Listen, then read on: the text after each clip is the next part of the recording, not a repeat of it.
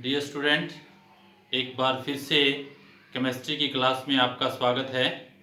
तो पीछे जो हमने वीडियो शेयर किया था उसमें हम पढ़ रहे थे अल्कोहल के रासायनिक गुणधर्म के बारे में। तो आज हम अल्कोहल के आगे रासायनिक गुणधर्मों के बारे में स्टडी करेंगे कि केमिकल प्रॉपर्टीज क्या होती है अल्कोहल की। तो सबसे पहले जो हमने पढ़ा था केमिकल प्रॉपर्टीज अल्कोहल में, वो हमने पढ़ा था क्या, ROH। आबंध का जो विदलन होगा, बॉन्ड का जो क्लीवेज होगा, वो किसके बीच में होगा? O और H के बीच में। O और H के बीच में आबंध का विदलन जो हमने पढ़ा था, तो उसमें क्या होगा? RO नेगेटिव और H पॉजिटिव, मतलब एल्कोक्साइड आयन बनेंगे और H पॉजिटिव का क्या होगा? निष्कासन होगा। तो अगर अल्कोहल क्या करता है? H पॉजिटिव का निष्कासन करता है, तो इसका मतलब इसकी अम्लीय प्रकृति होती है। कैसी? अम्लीय प्रकृति। तो अगर कोई यौगिक H पॉजिटिव आयन का निष्कासन करता है तो उसकी प्रकृति अम्लीय होती है। परंतु ये जो अल्कोहल होते हैं वो हमने पीछे ही पढ़ा, उदासीन होते हैं और इनकी जो प्रकृति होती है वो क्या होती है? दुर्बल अम्लीय प्रकृति की होती है। और वो भी किसके कारण? ऑक्सीजन की विद्युत ऋणता के कारण H पॉजिटिव आयन का निष्कासन होता है। तो हम बात कर रहे हैं कि अगर ये दुर्बल अम्लीय प्रकृति के होते हैं तो कौन सा ऐसा अल्कोहल है जिसके अंदर अम्लीयता के क्रम के बारे में हम बता सके। तो यहाँ हम पढ़ेंगे कौन कौन से 1 डिग्री, 2 डिग्री और 3 डिग्री अल्कोहल के बारे में। फिर कौन सा अल्कोहल है जो आसानी से H पॉजिटिव आयन का निष्कासन करेगा और वही क्या होगा? अधिक अम्लीय। तो अगर हम यहाँ पर अल्कोहल की अम्लीयता का क्रम की बात करें तो क्रम में क्या हो जाएगा? 1 डिग्री, 2 डिग्री और 3 डिग्री। कैसे हो जाएगा? क्योंकि हमने पढ़ा था कि अगर 3 डिग्री अल्कोहल है, जैसे फॉर एग्जांपल ये है, इधर क्या हो जाएगा? CH3, CH3 और CH3। अगर 2 डिग्री की हम बात करें तो CH के साथ क्या हो जाएगा? OH और इधर क्या हो जाएंगे? 2 CH3 समूह। 1 डिग्री की बात करें तो CH3, CH2 और OH, इस प्रकार से। तो हम यहां देखते हैं क्या कि जितना इलेक्ट्रॉन का घनत्व कम होगा ऑक्सीजन पे, H पॉजिटिव का निष्कासन उतनी ही आसानी से होता है। क्या बताया है कि इलेक्ट्रॉन घनत्व जितना कम होगा ऑक्सीजन पे, इतना ही आसानी से H पॉजिटिव का निष्कासन होगा। तो 3 डिग्री अल्कोहल है वो सबसे कम अम्लीय प्रकृति का क्यों होता है? क्योंकि 3 डिग्री अल्कोहल में क्या होते हैं? 3 एल्किल समूह जुड़े होते हैं जो कि +I प्रभाव द्वारा ऑक्सीजन पर इलेक्ट्रॉन के घनत्व को क्या कर देते हैं? अधिक कर देते हैं। और अगर ऑक्सीजन पर इलेक्ट्रॉन घनत्व अधिक हो जाता है तो O और H के बीच का जो आबंध है वो क्या हो जाता है? वो प्रबल हो जाता है। इन दोनों के बीच प्रबलता बढ़ जाती है, जिसके कारण H पॉजिटिव आसानी से निष्कासित नहीं होता और इसकी अम्लता क्या हो जाती है? कम हो जाती है। अगर हम बात करें 2 डिग्री की तो इसके अंदर जो +I प्रभाव है वो 2 एल्किल समूह द्वारा होता है, जिससे 3 डिग्री के कंपैरिजन में 2 डिग्री पर इलेक्ट्रॉन घनत्व कम होता है। कम होगा तो इसके कंपैरिजन में ये क्या करेगा? H पॉजिटिव का रिमूव, निष्कासन आसानी से कर सकता है और इसका मतलब इसकी अम्लता उससे अधिक हो जाएगी। 1 डिग्री के अंदर जो एल्किल समूह जुड़ा होता है वो एक ही जुड़ा होता है और यही क्या करेगा? +I प्रभाव उत्पन्न करेगा, जिसके कारण ऑक्सीजन पर इलेक्ट्रॉन का जो घनत्व है इनके कंपैरिजन में और कम हो जाएगा। अगर इलेक्ट्रॉन का घनत्व कम होगा तो ऑक्सीजन क्या करेगा? और H के बीच के इलेक्ट्रॉन को अपनी ओर आकर्षित करके H पॉजिटिव का निष्कासन आसानी से कर सकता है। तो इसलिए यहां से क्या हो जाएगा भी? 1 डिग्री अल्कोहल सबसे अधिक अम्लीय, फिर 2 डिग्री और लास्ट में 3 डिग्री अल्कोहल। अब क्या करते हैं अब हम जो पहला रासायनिक गुणधर्म पढ़ रहे थे, जिसके अंदर हमने क्या बनाया कि O और H के बीच के आबंध का विखंडन होने पर एल्कोक्साइड आयन बनते हैं। तो O और H के बीच की विखंडन की जो अभिक्रियाएं हैं उनके कुछ उदाहरण करते हैं। अब क्या करेंगे? कि ऐसी कौन कौन सी अभिक्रियाएं हैं जिसमें अल्कोहल से H का क्या हो जाता है भी रिमूवल हो जाता है। तो इसमें विभिन्न प्रकार की अभिक्रियाएं हैं। नंबर 1 पहली क्या है, धातु से क्रिया।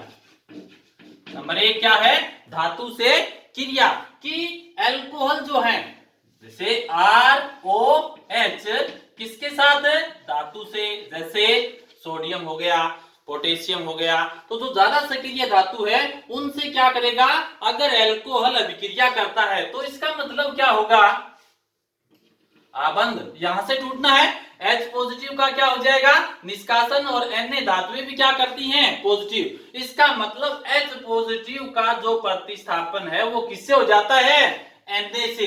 क्या बन जाएगा, ये बन जाएगा RONA प्लस H2। यहाँ कितने, 2 मॉलिक्यूल्स ले लेते हैं। तो H पॉजिटिव क्या हो जाएगा, H2 हाइड्रोजन, H2 का क्या हो जाता है, रिमूवल। तो यहाँ इस सॉल्यूशन के अंदर H2 जो गैस है वो बुलबुलों के रूप में निकलती है। तो यहाँ से हम क्या कर सकते हैं कि अगर कोई यौगिक आपको दिया हुआ है तो उसकी धातु के साथ अभिक्रिया करने पर अगर बुलबुलों के रूप में गैस प्रोड्यूस हो रही है तो इसका मतलब दिया गया यौगिक क्या है, अल्कोहल है। तो इस प्रकार हम अल्कोहल की पहचान भी कर सकते हैं। तो अल्कोहल जो है वो धातुओं के साथ अभिक्रिया करके क्या बनाएगा, Na सोडियम, और ये क्या हो जाएगा, एल्कोक्साइड। तो ये बन जाएंगे सोडियम एल्कोक्साइड। और ये जो सोडियम एल्कोक्साइड होते हैं उनकी नेचर कैसी होती है भी, क्षारीय प्रकृति के होते हैं। धातु के साथ भी इसकी रिएक्शन हो सकती है, धातु हाइड्राइड के साथ भी रिएक्शन कर सकते हैं, जैसे ROH प्लस क्या हो जाएगा, NaH। तो इसी प्रकार यहां से H पॉजिटिव का रिमूवल किससे हो जाएगा, Na से।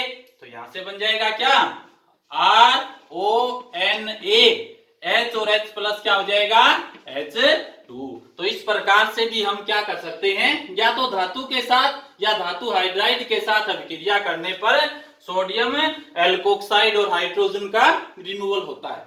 अब क्या है कि ये जो सोडियम एल्कोक्साइड बने हैं, ये सोडियम एल्कोक्साइड जो है वो क्षारीय प्रकृति के होते हैं। कैसे होते हैं, क्षारीय प्रकृति के। और ये क्या करते हैं, एल्किल हैलाइडों के साथ, किसके साथ, alkyl halide, for example RX क्या हो गया, एल्किल हैलाइड। क्या है, एल्किल हैलाइड, इनके साथ रिएक्शन करेंगे। ये क्या हो जाएगा, नेगेटिव, इधर पॉजिटिव, इधर क्या है, पॉजिटिव और ये नेगेटिव। तो यहां से क्या हो जाएगा, NaX, क्या हो जाएगा, NaX और ROR प्लस NaX, किसका प्रिपरेशन हो गया, ईथर का। तो सोडियम जो एल्कोक्साइड है वो एल्किल हैलाइडों के साथ अभिक्रिया करके, रिएक्शन करके किसका निर्माण करती है, ईथर का। और इस प्रकार की जो अभिक्रिया है जिसमें ईथर का निर्माण होता है वो क्या कहलाती है, वो कहलाती है विलियमसन्स ईथर संश्लेषण। क्या कहलाती है, विलियमसन्स ईथर संश्लेषण। तो इस प्रकार से हम क्या कर लेंगे भी, अल्कोहल की धातु या धातु हाइड्राइडों के साथ क्या कर लेते हैं, अभिक्रिया कर लेते हैं। अब देखिए पहली होगी धातु से क्रिया।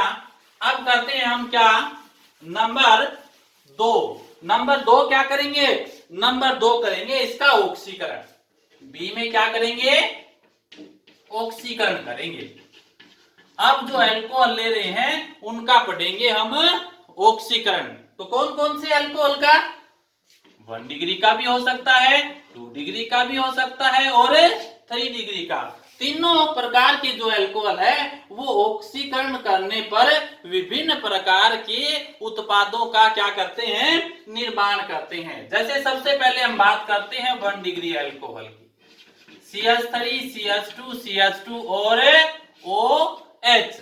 ठीक है, ये क्या करेंगे, किसी ऑक्सीकरण कर्मक के साथ, जैसे हमने यहाँ क्या ले लिया, KMnO4 ले लिया, पोटेशियम परमैंगनेट, CrO3 ले सकते हैं, K2Cr2O7 ले सकते हैं। तो ये ऑक्सीकरण कर्मक क्या करेंगे, 1 डिग्री अल्कोहल का क्या कर देते हैं, ऑक्सीकरण। ऑक्सीकरण का मतलब होता है ऑक्सीजन का जुड़ना या हाइड्रोजन का रिमूव होना। तो यहां से क्या हो जाएगा, अभी हाइड्रोजन का रिमूव हो जाता है। क्या बचेगा, यहां से बचेगा देखिए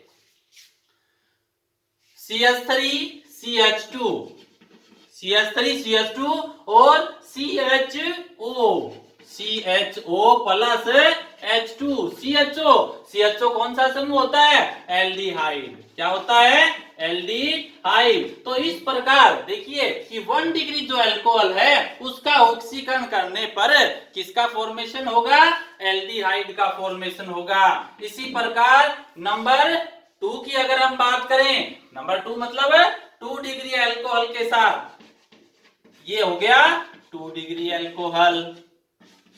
अब 2 डिग्री अल्कोहल का ऑक्सीकरण करते हैं वही KMnO4 के साथ, K2Cr2O7 के साथ या CrO3 के साथ अगर रिएक्शन करते हैं तो यहां से भी क्या होगा, हाइड्रोजन का निष्कासन। तो CH3H2 रिमूव हो जाएगा, CH3COCH3 क्या रह गया, CH3COCH3 प्लस H2 किसका फॉर्मेशन हो गया, कीटोन का। तो याद रखेंगे क्या कि 1 डिग्री अल्कोहल का ऑक्सीकरण करने पर एल्डिहाइड बनते हैं, और अगर 2 डिग्री अल्कोहल का हम ऑक्सीकरण कर देंगे तो किसका फॉर्मेशन हो जाएगा, कीटोन का फॉर्मेशन हो जाता है। अब देखिए, अब हमने पढ़ लिया कि 1 डिग्री अल्कोहल का अगर हमने ऑक्सीकरण किया तो क्या बना, एल्डिहाइड बना। क्या बना, एल्डिहाइड। इस एल्डिहाइड का अगर आगे फिर ऑक्सीकरण कर देते हैं ना तो किसका निर्माण होता है, अम्लों का। किसका निर्माण होता है, अम्लों का, कार्बोक्सिलिक अम्ल। और कार्बोक्सिलिक अम्ल जो बनेंगे ना उसमें क्या याद रखना है आपको कि कार्बोक्सिलिक अम्लों के अंदर कार्बन परमाणु की जो संख्या होगी ना, क्या होगा, कार्बन परमाणु की संख्या जो है वो क्या होगी, मूल अल्कोहल के क्या होगी, समान हो जाएगी। जितने अल्कोहल के अंदर हमने कार्बन लिए हैं उतने ही कार्बन परमाणु का क्या हो जाएगा, कार्बोक्सिलिक अम्ल का निर्माण हो जाएगा। तो वो है एल्डिहाइड का आगे ऑक्सीकरण करने पर। इसी प्रकार 2 डिग्री जो अल्कोहल है वो ऑक्सीकृत होकर क्या बनाएंगे, कीटोन बनाएंगे। और उन कीटोन का अगर ऑक्सीकरण करते हैं तो कीटोन का जो ऑक्सीकरण है वो एल्डिहाइड के कंपैरिजन में क्या होता है, थोड़ा सा मुश्किल से होता है। तो कीटोन के द्वारा जो ऑक्सीकरण होने पर कार्बोक्सिलिक अम्ल बनेंगे, उन कार्बोक्सिलिक अम्लों में कार्बन परमाणु की जो संख्या होगी वो मूल अल्कोहल से क्या हो जाएगी, कम हो जाएगी। तो ये तो थे क्या 1 डिग्री 2 डिग्री अल्कोहल का क्या करने पर, ऑक्सीकरण करने पर कौन से यौगिक का निर्माण होता है। अब हम क्या करेंगे, अब हम करते हैं 3 डिग्री अल्कोहल का ऑक्सीकरण। क्या करेंगे, 3 डिग्री अल्कोहल का ऑक्सीकरण। कि 3 डिग्री अल्कोहल जो है वो ऑक्सीकृत होकर कौन से यौगिक का निर्माण करते हैं। जैसे ये लिख दिया हमने 3 डिग्री अल्कोहल। क्या है ये, 3 डिग्री अल्कोहल। अब 3 डिग्री अल्कोहल है तो अगर इसका ऑक्सीकरण करेंगे तो इसका ऑक्सीकरण करने पर जैसे पीछे हमने पढ़ा था कि 1 डिग्री और 2 डिग्री का अगर हमने ऑक्सीकरण किया तो कार्बोनिल यौगिकों का निर्माण किया था हमने। किसका निर्माण हुआ, कार्बोनिल यौगिक। कार्बोनिल यौगिक जिसमें C और O में क्या होता है भी, डबल बॉन्ड होता है, वो कार्बोनिल यौगिक थे। तो वो एल्डिहाइड भी हो सकते हैं और कीटोन भी। 1 डिग्री से एल्डिहाइड और 2 डिग्री से कीटोन का निर्माण हुआ था। अब क्या होगा कि अगर 3 डिग्री अल्कोहल है ना तो उसका कभी भी क्या नहीं होता भी, उसका जब ऑक्सीकरण होगा तो कार्बोनिल यौगिकों का निर्माण नहीं होता। तो किसका निर्माण होगा, यहां से निर्माण होता है एल्कीन का। किसका निर्माण होता है, एल्कीन का। यहां हो जाता है निर्जलीकरण। क्या हो जाता है, निर्जलीकरण। निर्जलीकरण का मतलब होता है रिमूवल ऑफ H2O आयन, मतलब वाटर मॉलिक्यूल्स, जल के अणुओं का निष्कासन। तो हमने देखा कि 3 डिग्री जो अल्कोहल है उसमें क्या होगा, कार्बन परमाणु पर इलेक्ट्रॉन का घनत्व अधिक हो जाता है, जिसके कारण OH का रिमूवल क्या हो जाएगा आसानी से। OH का रिमूवल तो आसानी से हो सकता है, H का रिमूवल आसानी से नहीं होगा। ध्यान रहे 3 डिग्री अल्कोहल में H पॉजिटिव आसानी से निष्कासित नहीं होता, परंतु जो OH आयन है वो आसानी से क्या हो सकता है निष्कासित हो सकता है। तो अगर ये आसानी से निष्कासित हो जाएगा तो क्या क्या बनेगा भी देखिए, OH positive negative ion remove हो गया यहाँ से, ये बॉन्ड क्लीवेज हो गया। यहाँ इलेक्ट्रॉन घनत्व अधिक है तो ऑक्सीजन अपने इलेक्ट्रॉन अपने ओर लेने के बाद OH नेगेटिव आयन, कार्बन पर क्या हो जाएगी इलेक्ट्रॉनों की कमी हो जाती है, तो यहाँ आ जाएगा क्या H पॉजिटिव, कारक धनायन बन गए 3 डिग्री कारक धनायन। और 3 डिग्री जो कारक धनायन है वो क्या होते हैं अधिक स्थायी। अब क्या होगा देखिए, अब जो 3 डिग्री कारक धनायन है, इधर CH3 इधर CH3 और इधर CH3, अब इस कार्बन को भी क्या चाहिए अपनी वैलेंसी इलेक्ट्रॉन पूरे करने हैं। कहां से पूरे करेगा, वो करेगा इन कार्बन से। कैसे, जैसे हमने यहां इसको ऐसे लिख दिया CH2 और H लिख सकते हैं, तो ये कार्बन कहां से, ये कार्बन लाके देगा इसको इलेक्ट्रॉन यहां से, ठीक है ना, ये इलेक्ट्रॉन आ जाएंगे इधर, तो यहां से ऑक्सीजन इस कार्बन पर इलेक्ट्रॉनों की पूर्ति हो जाएगी ना। कोई भी खिला सकता है, जरूरी नहीं यहां से हो, इधर वाला कार्बन भी दे सकता है, ये कार्बन और हाइड्रोजन के बीच का इलेक्ट्रॉन भी जा सकता है। तो यहां से अगर इलेक्ट्रॉन इधर आ गए तो इसका मतलब यहाँ क्या आ गया डबल बॉन्ड, CH3 इधर क्या है C, इधर CH3 और इधर डबल बॉन्ड में क्या आ गया CH2, और यहां से क्या निकल गया H पॉजिटिव, क्या निकल गया H पॉजिटिव, और ये किसका फॉर्मेशन कर लेंगे H2O का। तो हमने बताया कि निर्जलीकरण प्रक्रिया होती है जल का निष्कासन, तो यहां से किसका निर्माण हो जाएगा एल्कीन का निर्माण हो जाएगा। तो 3 डिग्री जो अल्कोहल है ना वो क्या करते हैं निर्जलीकरण जल के निष्कासन द्वारा एल्कीन का निर्माण करते हैं, न कि कार्बोनिल यौगिकों का। अब देखिए, अब हम क्या करते हैं, दो हमने अभिक्रियाएं पढ़ ली, एक क्या है अम्लीय गुण वाला मतलब धातुओं के साथ क्रिया, और दूसरा हमने पढ़ा ऑक्सीकरण। अभी इसका जो तीसरा टाइप्स है वो है तो ऑक्सीकरण के समान ही, उसको बोलते हैं विहाइड्रोजनीकरण।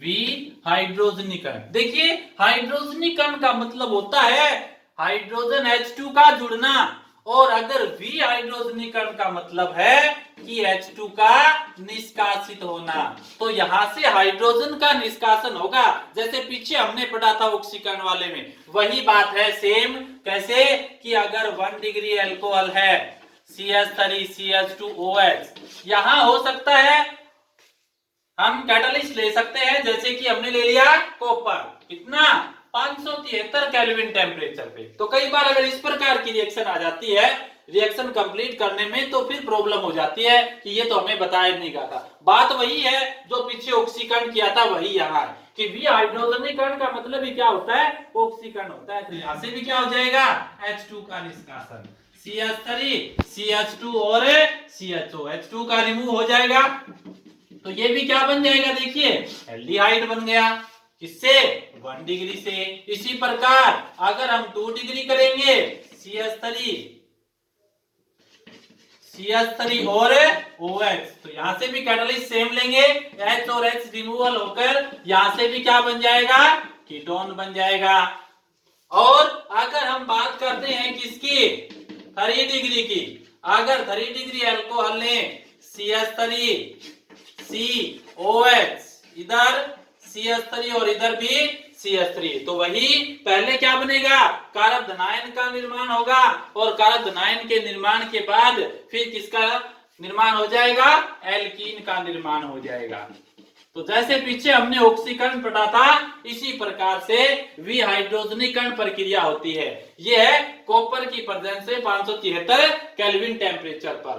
तो अगर कॉपर के ऊपर हम अल्कोहल की वाष्प को प्रवाहित करते हैं 573 केल्विन टेम्परेचर पर, तो 1 डिग्री अल्कोहल से एल्डिहाइड, 2 डिग्री अल्कोहल से कीटोन और 3 डिग्री अल्कोहल के निर्जलीकरण द्वारा एल्कीन का निर्माण होता है। ये इंपॉर्टेंट क्वेश्चन आएगा कि हम अल्कोहल का जब अंतर पढ़ेंगे कि कौन कौन से प्रकार के इंपॉर्टेंट क्वेश्चन आएगा वो कि 1 डिग्री 2 डिग्री और 3 डिग्री अल्कोहल में अंतर स्पष्ट कीजिए। काफी बार क्वेश्चन आता है एनुअल एग्जाम में कि 1 डिग्री 2 डिग्री और 3 डिग्री अल्कोहल में आप अंतर किस प्रकार से स्पष्ट करेंगे। तो वहां हम ये बातें पढ़ेंगे कि या तो ऑक्सीकरण या विहाइड्रोजनीकरण प्रक्रिया द्वारा हम किस प्रकार से 1 डिग्री 2 डिग्री और 3 डिग्री अल्कोहल में क्या कर सकते हैं, पहचान कर सकते हैं।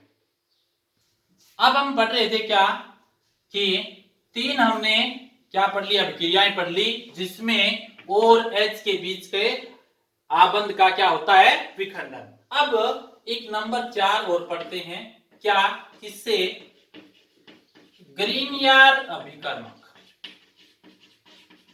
क्या है, ग्रीनियर अभिकर्मक का उपयोग करके। ग्रीनियर अभिकर्मक क्या होता है, पीछे हम बता चुके हैं, RMgX।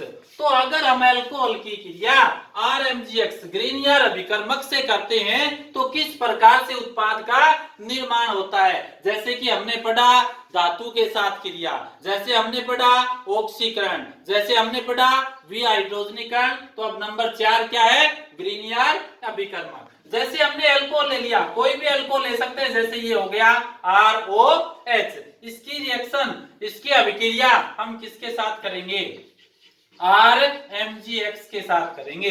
तो यहां हम R क्या ले लेंगे, जैसे फॉर एग्जांपल मान लीजिए R' का मतलब है कि ये और ये एल्किल समूह में दोनों में क्या है भी, डिफरेंस है, अंतर है। तो हमने क्या देखा था पीछे हमने ये भी पढ़ा कि देखिए कि अल्कोहल जो है वो H पॉजिटिव क्या करता है, रिमूव करता है। इसका मतलब अल्कोहल में H पे पॉजिटिव होता है और RO पे क्या होता है, नेगेटिव। और ग्रीनियर अभिकर्मक में हमने पीछे पढ़ा था कि R जो होता है एल्किल समूह वो क्या करता है भी, नेगेटिव आयन, और Mg पे क्या होता है, पॉजिटिव आयन। तो अगर यहां से रिएक्शन होगी तो कैसे हो जाएगा, देखिए पॉजिटिव से नेगेटिव, इसका मतलब R' के साथ क्या जुड़ जाएगा, H, R' प्लस Mg के साथ क्या है, X है, Mg के साथ है X, और इधर नेगेटिव पार्ट क्या है, OR, तो OR और जुड़ जाएगा। तो देखिए ये क्या बन गया, R' क्या बन गए, एल्कीन। क्या बन गए, एल्कीन। कोई भी एल्कीन समूह हो सकता है, R' CH3 हो सकता है, C2H5 हो सकता है। तो यहां से देखिए दूसरा क्या बन जाएगा, MgXOR, ये क्या हो गया, एल्कोक्साइड, ये क्या है, मैग्नीशियम, और ये क्या है, हैलाइड। तो इसका मतलब ये हो गया एल्कोक्सी मैग्नीशियम हैलाइड। कोई भी एल्किल समूह यहां हो सकता है, तो एल्कोक्सी मैग्नीशियम हैलाइड। तो ग्रीनियर अभिकर्मक के साथ रिएक्शन करेंगे अल्कोहल की, तो किसका फॉर्मेशन होगा, एल्केन का फॉर्मेशन होगा। और एक बात आपको ध्यान रखनी है कि यहां जो एल्केन बनेगा वो ग्रीनियर अभिकर्मक में प्रयुक्त एल्किल समूह का एल्केन बनेगा, न कि अल्कोहल वाला। ये ध्यान रहे, क्योंकि आबंध का जो विखंडन होना है वो यहां से होना है। तो इसलिए बनने वाला जो एल्केन होगा वो ग्रीनियर अभिकर्मक में उपस्थित एल्किल समूह का क्या बनेगा, एल्केन बनेगा।